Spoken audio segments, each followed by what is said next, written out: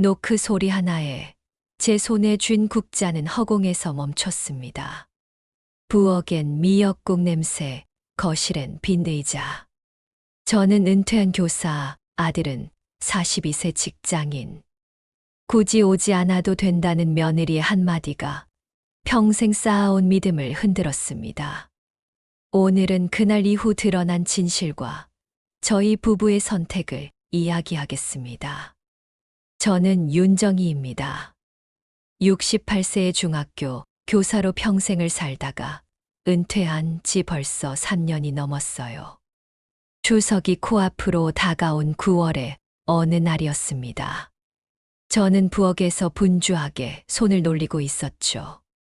아들 진우와 며느리 미란, 그리고 사랑스러운 손녀 다은이를 생각하니 마음이 벅차올랐어요. 특히 다은이 얼굴이 자꾸 떠올랐습니다. 초등학교 2학년인 우리 손녀는 정말 깜찍하거든요. 여보, 미역국 끓이는 냄새가 온 집안에 진동하네. 남편 노식이 거실에서 소리쳤습니다. 71세인 노식은 예전에 작은 공장을 운영했었는데 은퇴하고 나서는 건강이 많이 안 좋아졌어요. 하지만 여전히 온화한 미소를 잃지 않는 사람입니다. 다은이가 미역국을 좋아한다고 했잖아요. 저는 국그릇에 간을 맞춰보며 대답했습니다. 사실 지난 몇 달 동안 아들 가족을 만나는 횟수가 부쩍 줄어들었어요. 예전에는 한 달에 2번은 왔는데 요즘은 2달에 1번 올까 말까 했거든요. 그래서 이번 추석은 더욱 특별하게 느껴졌습니다. 오후에 진우한테 전화를 걸었어요. 진우야, 추석날 몇 시쯤 올 거니? 아, 엄마. 그게 말입니다. 진우의 목소리가 조금 망설이는 것 같았어요. 왜, 무슨 일 있어?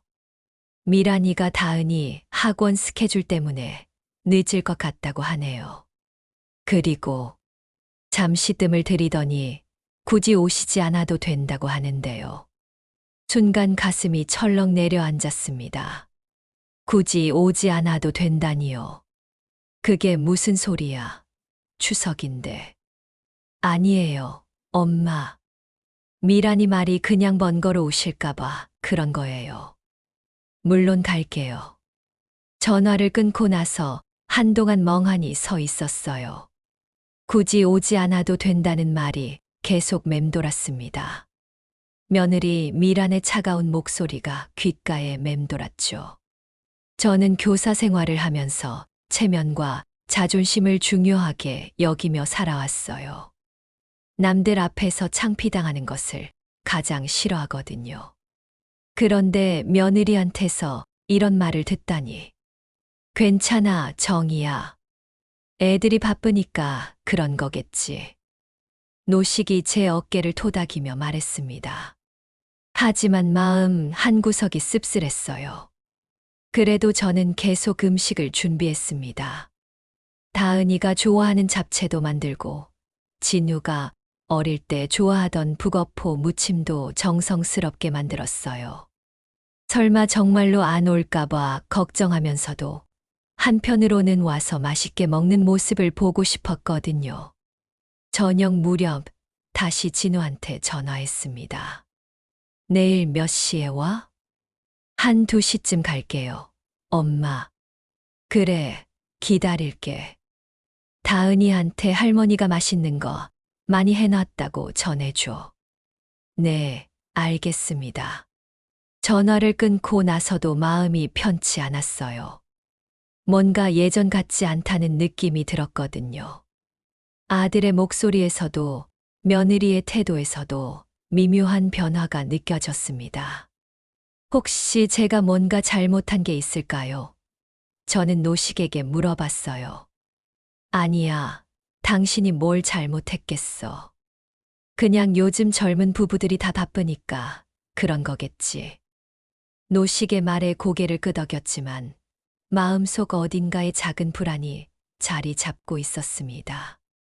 마치 폭풍 전의 고요함 같은 그런 기분이었어요. 그날 밤 저는 잠이 잘 오지 않았습니다. 창밖으로 보이는 달빛을 바라보며 내일 가족들과 함께할 시간을 그려봤어요. 하지만 왠지 모르게 마음 한구석이 무거웠습니다. 추석 당일 저는 새벽 일찍 일어나서 마지막 손질을 했어요. 오후 2시가 다 되어서야 초인종이 울렸습니다. 저는 앞치마를 벗어 던지고 달려 나갔어요. 어서 와. 문을 열자 진우가 작은 보자기 하나를 들고 서 있었습니다. 뒤로 미란과 다은이가 보였어요. 할머니, 다은이가 제일 먼저 안겨왔습니다. 우리 다은이 많이 컸네. 할머니가 얼마나 보고 싶었는지 몰라. 미라는 간단히 인사만 하고 거실로 들어갔어요. 예전 같으면 어머니 안녕하세요. 잘 지내셨죠? 하며 다정하게 말을 건넸는데 이번에는 그냥 안녕하세요 한마디뿐이었습니다. 이거 드세요. 진우가 보자기를 내밀었어요. 저는 설레는 마음으로 보자기를 열어봤습니다. 그런데 안에 들어있던 건 제가 예상한 게 아니었어요. 홍삼 샘플 세트였습니다.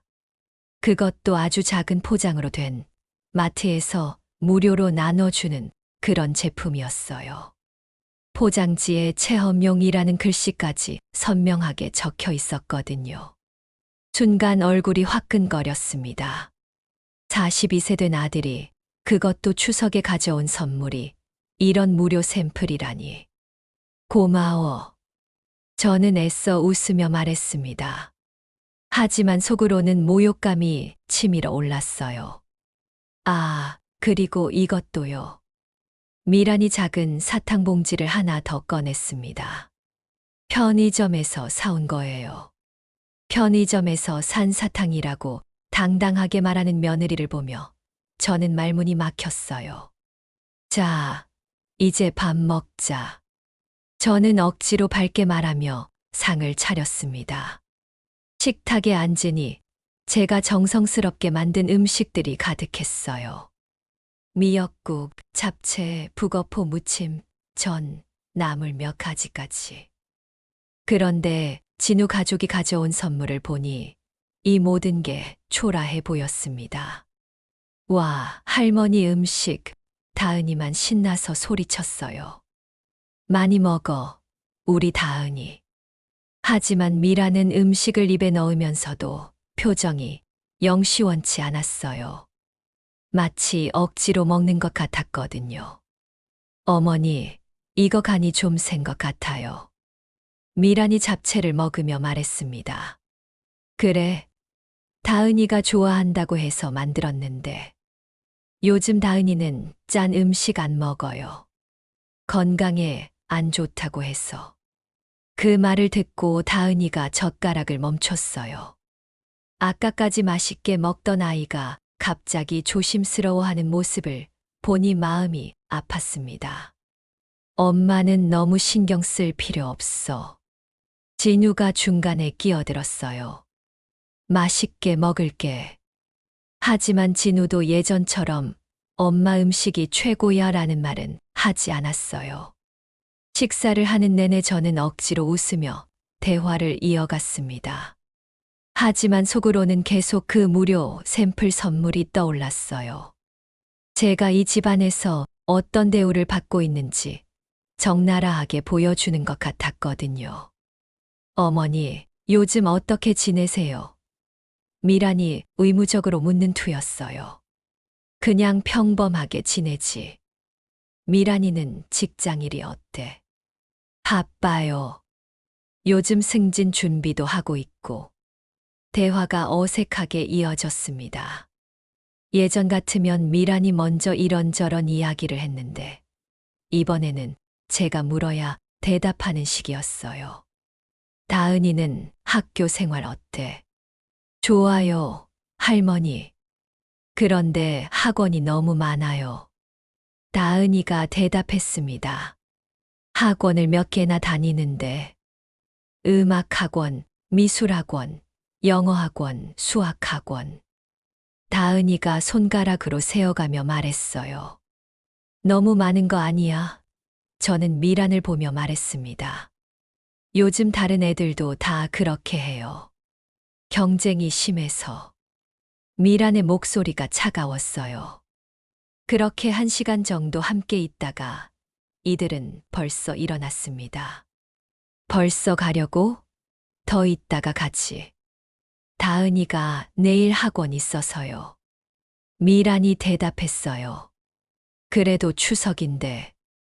요즘은 추석이라고 해서 특별할 게 없어요, 어머니. 미란의 말에 저는 할 말을 잃었습니다. 문 앞에서 작별 인사를 나눌 때 저는 그 무료 샘플 홍삼을 바라봤어요. 평생 남들 앞에서 체면을 지키며 살아온 제가 아들한테서 이런 대접을 받다니. 그래, 조심히 가라. 자동차가 사라지고 나서 저는 한참 동안 현관문 앞에 서 있었어요. 노식이 제 어깨에 손을 올렸습니다. 속상하지 마. 요즘 젊은 애들이 다 그래. 하지만 저는 알고 있었어요. 이건 단순히 바쁜 일상 때문이 아니라는 것을. 뭔가 더 깊은 문제가 있다는 걸 느꼈거든요. 그날 밤 저는 그 무료 샘플을 바라보며 오랫동안 생각에 잠겼습니다. 추석이 지나고 일주일 후 진우한테서 전화가 왔어요. 엄마, 이번 주말에 다은이 데리고 갈게요. 미란이가 친정에 일이 있어서. 그래, 좋지. 할머니가 얼마나 기다렸는지 몰라. 토요일 오후 진우가 다은이만 데리고 왔습니다. 미라는 정말 친정에 간 모양이었어요. 할머니, 보고 싶었어요. 다은이가 제게 안겼어요. 우리 다은이도 할머니 많이 보고 싶었지. 진우는 거실에 앉아서 핸드폰만 들여다봤어요. 예전 같으면 저랑 이런저런 이야기를 나눴는데 요즘은 그런 대화가 부쩍 줄었습니다. 저는 다은이와 함께 부엌에서 쿠키를 만들기로 했어요. 할머니, 이거 재밌다. 다은이가 반죽을 만지며 좋아했습니다. 다은이가 직접 만든 쿠키는 더 맛있을 거야. 그때 다은이가 갑자기 말했어요. 할머니, 엄마가 그러는데 왜 할머니 집이 더 재밌대요? 순간 손이 멈췄습니다. 그래? 왜? 왜 할머니 집에는 게임기도 있고 장난감도 많고 그리고 왜 할머니가 피자도 시켜주고 치킨도 사주거든요. 어린 다은이는 그냥 순수하게 이야기하는 거겠지만 제 마음은 복잡해졌어요. 할머니 집은 어때? 할머니 집은 음식이 맛있어요. 그런데 엄마가 할머니 집 음식은 너무 짜다고 해서 많이 먹으면 안 된다고 했어요. 그 순간 가슴이 철렁 내려앉았습니다. 며느리가 제 음식에 대해 다은이한테 그런 이야기를 했다니요. 엄마가 그랬어. 네. 그리고 할머니 집은 너무 조용해서 심심하다고도 했어요. 저는 더 이상 묻지 않았어요. 어린아이 입을 통해 며느리의 진심을 듣는 게 너무 괴로웠거든요. 저녁 식사 때였습니다. 저는 다은이가 좋아할 만한 음식들을 준비했어요. 하지만 다은이는 젓가락질을 조심스럽게 했습니다. 많이 먹어, 다은아. 할머니, 이거 짜요? 아니야, 할머니가 다은이 맞게 간을 맞춘 거야. 그래도 다은이는 조금씩만 먹었어요. 아마 엄마 말이 계속 머릿속에 있는 모양이었습니다. 진우가 입을 열었어요. 엄마, 요즘 미란이가 좀 스트레스를 많이 받아요. 왜? 직장 일도 바쁘고 다은이 교육비도 많이 들고 그래서 예민해져 있어요. 그렇구나. 그리고 이 집도. 진우가 말을 멈췄어요. 이 집이 왜? 아니에요. 그냥 미란이가 여기저기 신경 쓸 게 많다는 말이에요. 진우의 말이 뭔가 이상했어요. 마치 제가 며느리한테 부담을 주고 있다는 뉘앙스였거든요. 제가 미란이한테 뭔가 잘못한 게 있나요? 그런 게 아니라 진우가 머뭇거렸어요. 미란이 말로는 어머니가 너무 간섭을 하신다고 해요. 간섭이요? 다은이 교육 방법이라든지 음식 이야기라든지 그런 것들 말이에요. 저는 어이가 없었어요. 손녀 걱정에 한두 마디 한 게 간섭이라니요. 저는 그냥 다은이가 걱정돼서 한 말인데요. 알아요, 엄마. 하지만 미란이 입장에서는 좀 부담스러울 수도 있잖아요. 그 순간 저는 깨달았어요. 며느리가 저를 어떻게 생각하고 있는지를. 그렇다면 제가 앞으로 조심하죠. 그런 뜻이 아니에요, 엄마. 하지만 저는 이미 마음의 문을 닫고 있었어요. 저녁을 먹고 나서 진우는 다은이를 데리고 집으로 돌아갔습니다. 다은이가 작별 인사를 할 때 저는 애써 웃었어요. 할머니, 또 올게요. 그래, 우리 다은이. 할머니가 기다릴게. 하지만 속으로는 알고 있었어요.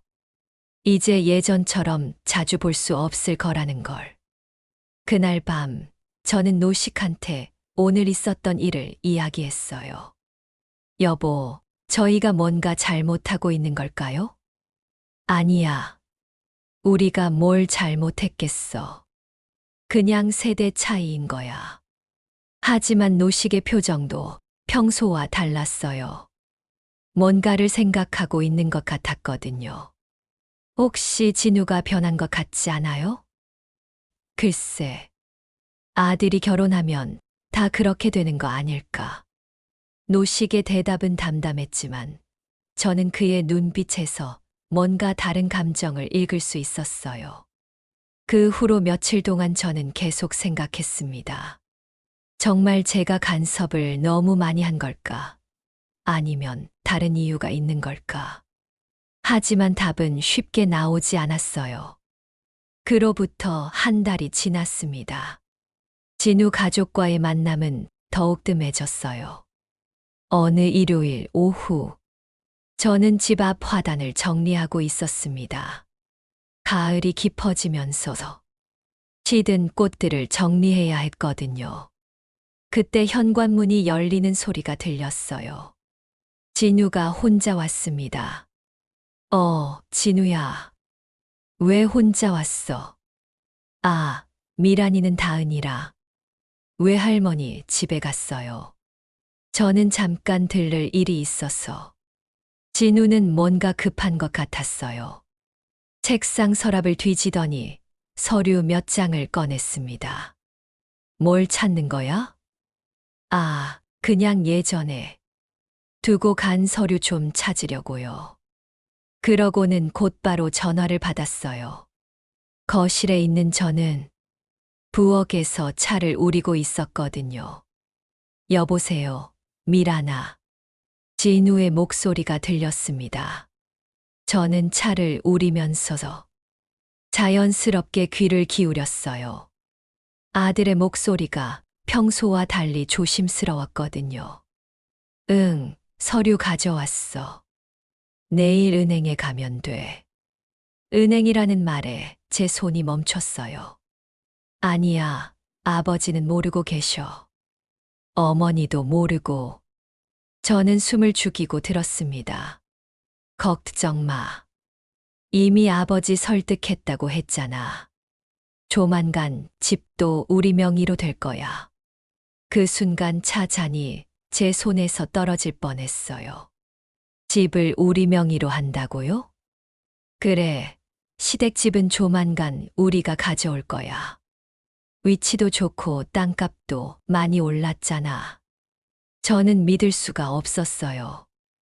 아들이 저희 몰래 이런 계획을 세우고 있다니요. 응, 알았어. 그럼 나중에 얘기하자. 아직 여기 있어.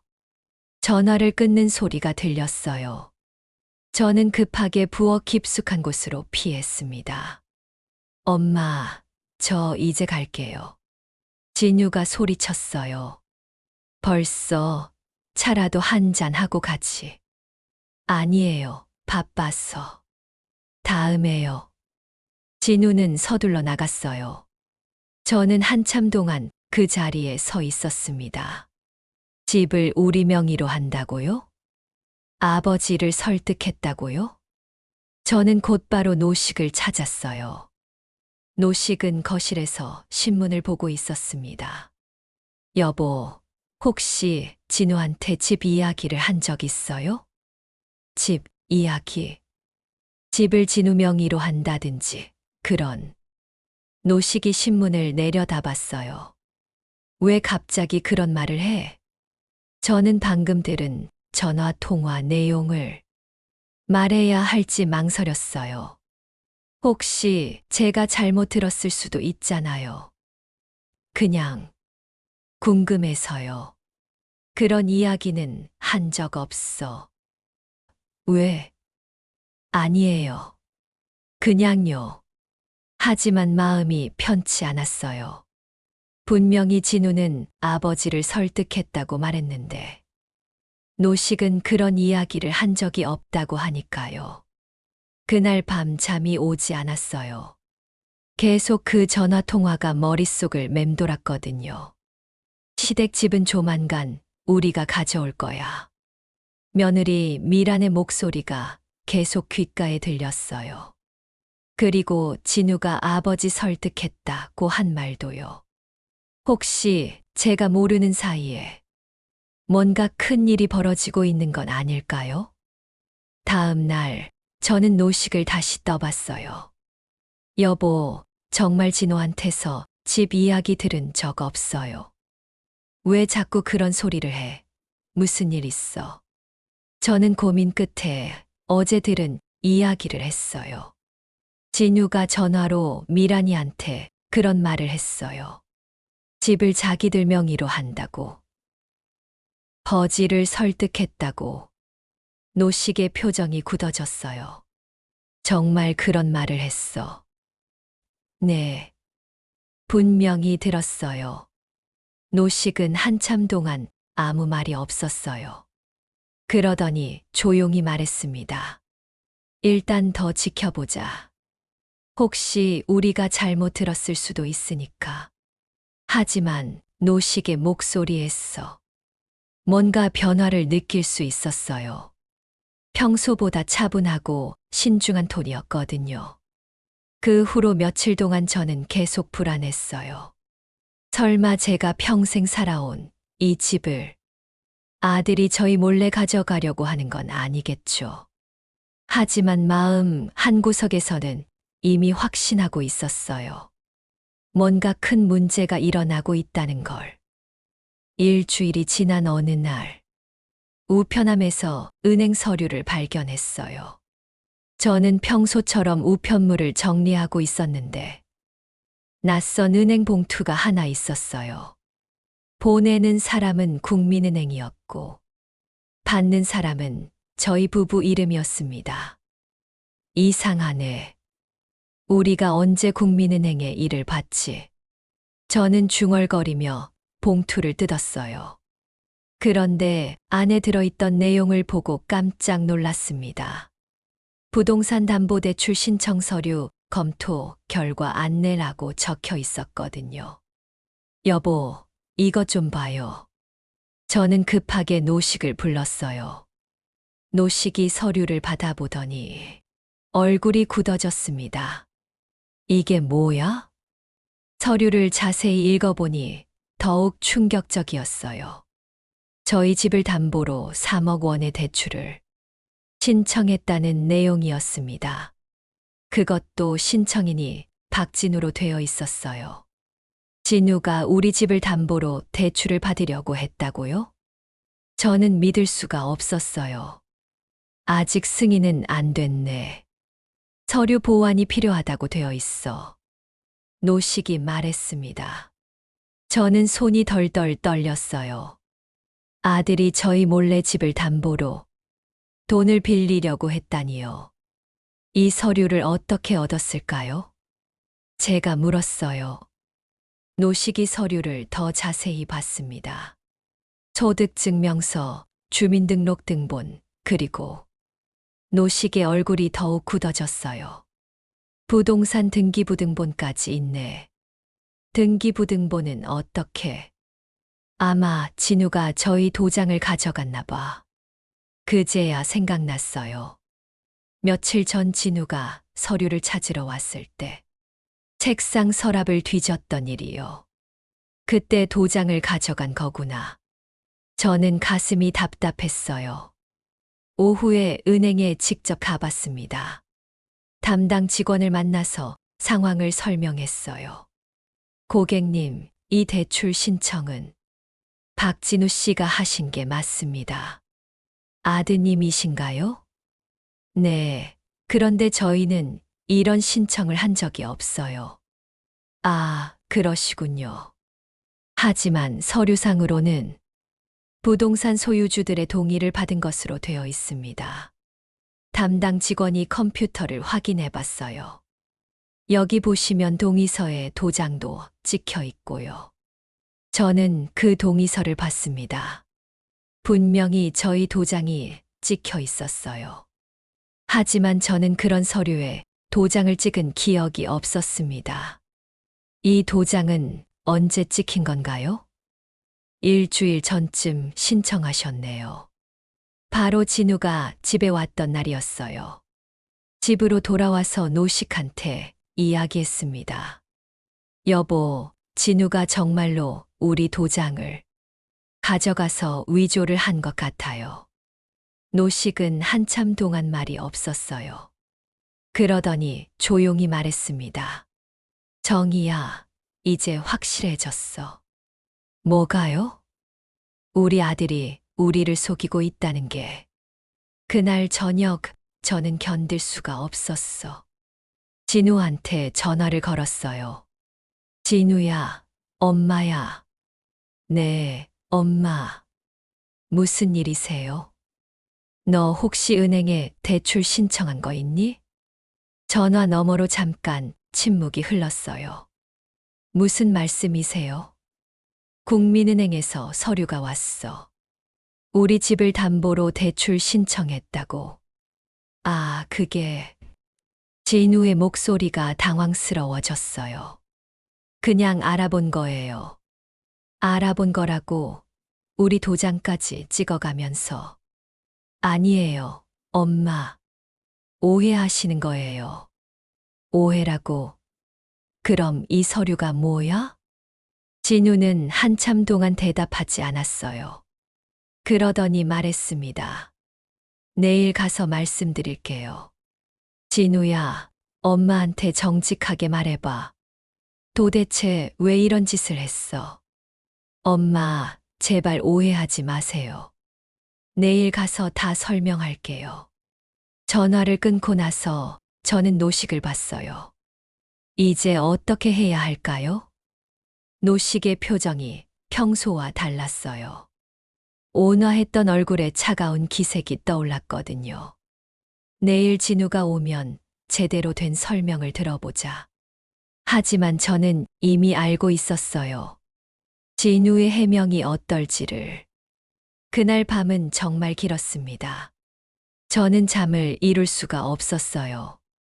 제가 42년 동안 키운 아들이 저희를 이렇게 속이고 있다는 게 믿어지지 않았거든요. 노식도 계속 뒤척였어요. 평소에 잠을 잘 자는 사람인데도 말이죠. 여보, 잠이 안 와요. 나도 그래. 정말 진우가 우리 집을 가져가려고 하는 걸까요? 노식이 한숨을 쉬었어요. 그런 것 같아.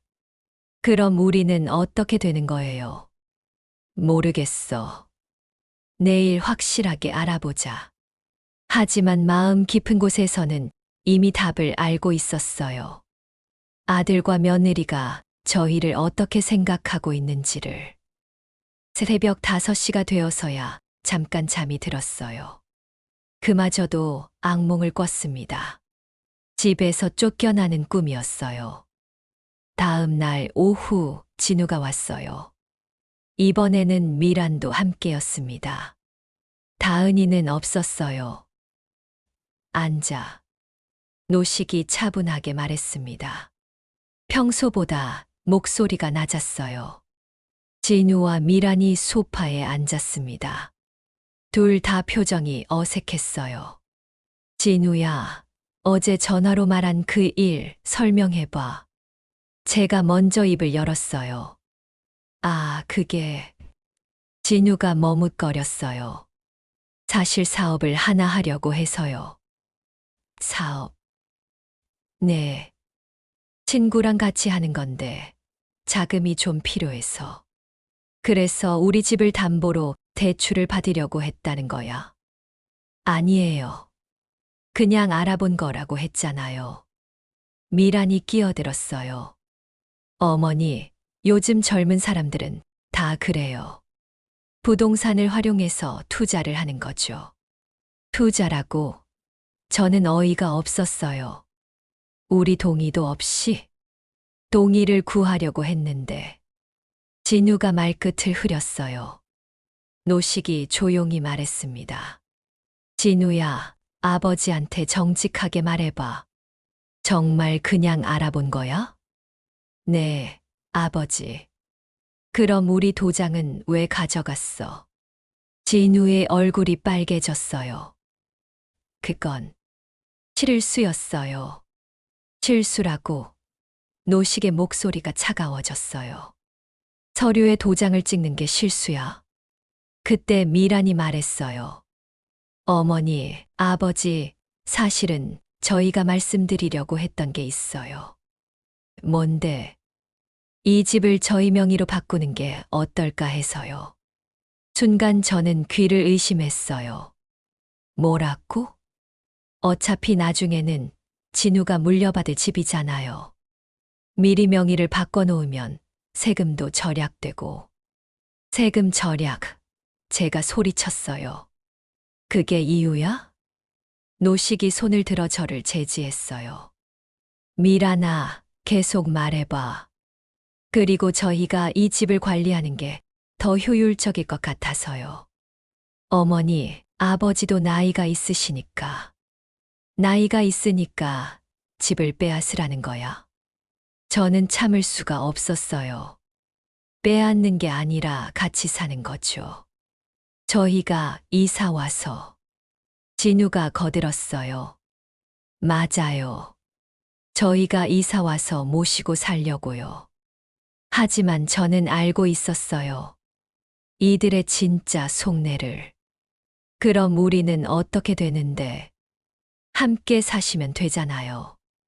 미란이 대답했어요. 물론 생활비 같은 건 저희가 다 낼게요. 노식이 조용히 말했습니다. 고마운 제안이네. 잘 생각해보마. 정말요. 진우가 기뻐했어요. 응, 아버지가 신중하게 생각해볼게.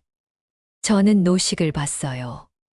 왜 갑자기 태도가 바뀐 건지 이해할 수 없었거든요.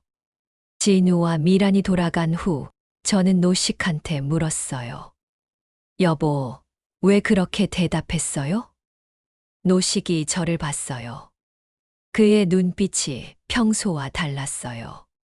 정이야, 이제 확실해졌어. 뭐가요? 우리 아들 부부가 뭘 노리고 있는지. 그러더니 노식이 말했어요. 이제 우리도 준비를 해야 해. 준비요? 응, 증거를 모으는 거야. 증거를? 노식이 서랍에서 뭔가를 꺼냈어요. 작은 녹음기였습니다. 오늘 대화를 다 녹음했어. 저는 깜짝 놀랐어요. 언제부터? 진유가 들어오기 전부터. 혹시 모르니까. 그럼 미란이가 집을 자기들 명의로 바꾸자고 한 말도 다 들어있어. 노식의 표정이 차분했어요. 하지만 그 차분함 속에 무언가 차가운 결심이 보였습니다. 여보, 정말 이러는 게 맞나요? 정희야, 우리가 먼저 당한 거야. 이제는 우리도 똑똑해져야 해. 그날부터 노식은 달라졌어요.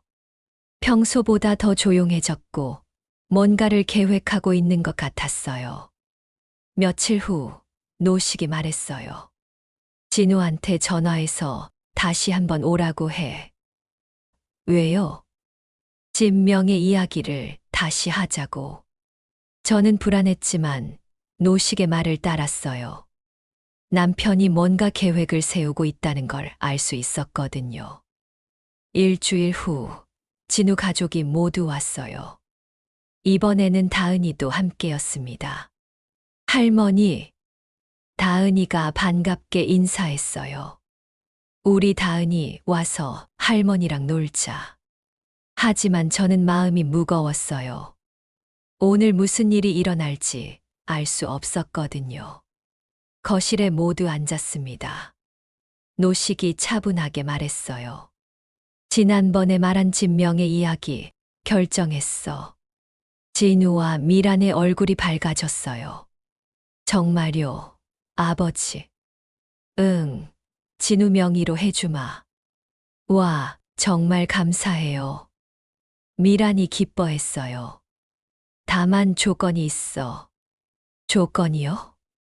노식이 서류 봉투를 꺼냈어요. 이것부터 설명해봐. 봉투에서 나온 건 은행 대출 서류였어요. 진우의 얼굴이 굳어졌어요. 그리고 이것도. 노식이 또 다른 서류를 꺼냈어요. 부동산 중개업소에서 시세 조사한 거네? 미란이 당황했어요. 어떻게 그걸? 그리고 마지막으로 이것. 노식이 녹음기를 테이블에 올려놨어요. 이게 뭐예요? 진우가 물었어요. 노식이 재생 버튼을 눌렀어요. 그러자 미란의 목소리가 나왔습니다. 시댁 집은 조만간 우리가 가져올 거다. 남편이 이미 아버지 설득했어. 진우와 미란의 얼굴이 하얗게 질렸어요. 이건 언제 녹음한 거예요? 미란이 떨리는 목소리로 물었어요. 내가 진우한테 전화했을 때. 제가 대답했어요. 우연히 들었지. 노식이 계속 말했어요. 그리고 이 녹음기에는 지난주에 너희가 한 말도 다 들어있어. 또 다른 목소리가 나왔어요.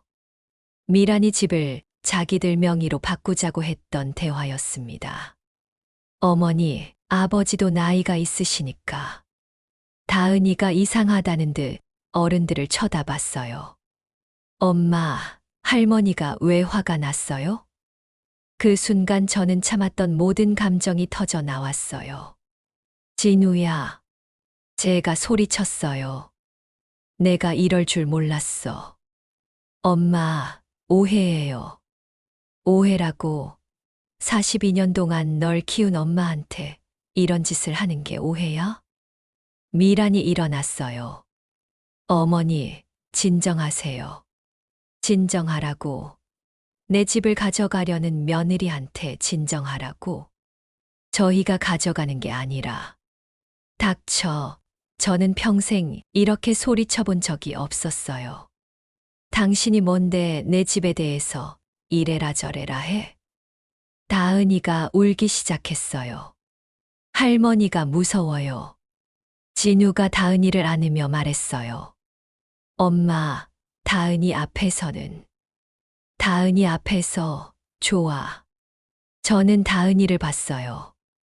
다은아, 할머니가 말해줄게. 너네 엄마 아빠가 할머니 집을 가져가려고 해. 정희야, 그만해. 노식이 말렸어요. 하지만 저는 멈출 수 없었어요. 다은아, 너도 알아야 해. 너네 부모가 어떤 사람들인지. 미란이 화를 냈어요. 어머니, 너무하시네요. 내가 너무해. 도둑이 뭐라고 하는 거야? 도둑이라니요. 그럼 뭐야? 남의 집을 몰래 가져가려는 게 도둑이 아니면 뭐야? 진우가 일어났어요. 엄마, 이제 그만하세요. 그만하라고. 내가 나한테 그만하라고 해. 노식이 마침내 입을 열었어요. 진우야, 이제 진실을 말해봐. 처음부터 우리 집이 목적이었지. 진우가 아무 말도 하지 않았어요. 대답해. 노식의 목소리가 차가웠어요. 내가 우리를 어떻게 생각하고 있는지 정직하게 말해봐. 미란이 대신 대답했어요. 어차피 나중에는 상속받을 집이잖아요. 상속받을 집이라고? 제가 소리쳤어요. 우리가 죽기를 기다리고 있었던 거야? 다은이가 더 큰 소리로 울었어요. 진우가 다은이를 안고 일어났어요. 이제 갑니다. 그래, 가. 저는 문을 가리켰어요. 그리고 다시는 오지 마. 엄마, 가라고, 당장. 진우 가족이 나가려고 할 때 노식이 마지막으로 말했어요. 진우야, 내 선택이야. 부모를 버릴 거면 버려. 진우가 문 앞에서 돌아봤어요. 하지만 아무 말도 하지 않고 나갔습니다. 문이 닫히고 나서 저는 주저앉아 울었어요. 그로부터 한 달이 지났습니다. 진우 가족은 정말로 다시 오지 않았어요. 저는 매일 창가에 앉아서 혹시 진우가 올까봐 기다렸습니다. 하지만 아무도 오지 않았어요. 여보, 제가 너무 심했을까요? 어느 날 저는 노식한테 물었어요. 아니야. 우리가 잘못한 게 없어. 하지만 다은이까지. 다은이는 자라면서 알게 될 거야. 누가 진짜 할머니를 사랑했는지. 노식의 말이 맞았어요.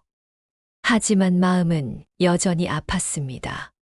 며칠 전에는 다은이 학교 앞에서 우연히 마주쳤어요. 할머니, 다은이가 달려와 안겼어요. 우리 다은이 잘 지냈어. 할머니 보고 싶었어요. 엄마가 할머니 집에 가면 안 된다고 했어요. 가슴이 아팠어요. 다은아, 할머니도 너 많이 보고 싶어. 할머니, 언제 다시 만날 수 있어요? 다은이가 크면 만날 수 있을 거야. 그때 미란이 나타났어요. 저를 보자 얼굴이 굳어졌어요. 다은아, 이리 와. 엄마, 할머니예요. 빨리 와. 미란이 다은이를 끌고 가면서 저를 쏘아봤어요. 저는 그 자리에 서서 멀어지는 다은이를 바라봤습니다. 집으로 돌아와서 저는 또 울었어요. 여보, 제가 뭘 잘못한 걸까요? 노식이 제 손을 잡았어요. 정이야, 우리는 잘못한 게 없어. 하지만 손녀를 잃었잖아요. 잃은 게 아니야. 언젠가 다은이가 자라서 진실을 알게 될 거야. 정말 그럴까요? 그럼. 다은이는 똑똑한 아이야. 누가 진짜 할머니를 사랑했는지 알게 될 거야. 저는 노식의 말을 믿고 싶었어요. 하지만 마음 한구석은 여전히 아팠습니다. 어제는 진호한테서 문자가 왔어요. 엄마, 집 열쇠를 반납하겠습니다. 짧은 문자 한 통이었어요. 저는 한참 동안 그 문자를 바라봤습니다. 42년 동안 키운 아들이 이제 정말로 남이 되는 순간이었어요. 답장 안 해도 돼. 노식이 말했어요. 하지만 이미 끝난 일이야. 저는 답장을 하지 않았어요. 대신 그날 밤 오랫동안 진우 어릴 때 사진을 봤습니다. 제 품에 안겨서 웃고 있는 진우의 모습이 그리웠어요. 오늘 아침 저는 창가에 앉아서 생각했어요. 우리가 가진 건 돈이 아니었습니다. 마음이었어요. 아들에 대한 사랑, 손녀에 대한 사랑이었거든요. 하지만 그들은 그걸 이해하지 못했어요. 여보, 앞으로 어떻게 살까요? 그냥 우리 둘이 살면 되지. 뭐. 노식은 담담했어요. 하지만 저는 알고 있었어요. 노식도 속으로는 많이 아파하고 있다는 걸. 지금 이 이야기를 하면서 생각해 봅니다. 혹시 시청자 여러분이라면 이런 상황에서 어떻게 하셨을까요? 자식이 부모를 배신했을 때, 손녀와 이별해야 할 때, 여러분이라면 어떤 선택을 하셨을까요? 저는 아직도 답을 모르겠어요. 다만 한 가지는 확실합니다. 가족이라는 이름으로 서로를 상처 주어서는 안 된다는 것. 그리고 진짜 사랑은 무엇인지 생각해 봐야 한다는 것입니다. 언젠가 다은이가 자라서 이 모든 진실을 알게 될 날이 올 거예요. 그때 다은이가 할머니를 이해해 주길 바랄 뿐입니다. 지금도 저는 매일 창가에 앉아서 기다리고 있어요. 혹시 진우가 마음을 바꿔서 사과하러 올까봐. 하지만 그날이 올지는 모르겠네요. 이것이 제 이야기입니다. 평범한 할머니의 조금은 슬픈 이야기였어요. 그날 이후 저희는 안도도 통쾌함도 아닌 씁쓸한 고요 속에 살고 있습니다. 결국 지켜야 할 건 집이 아니라 마음이었습니다. 만약 당신이라면 집 열쇠를 내놓고라도 자식을 붙잡으시겠습니까? 이 질문에 대한 답을 댓글로 남겨주시면 함께 고민하겠습니다.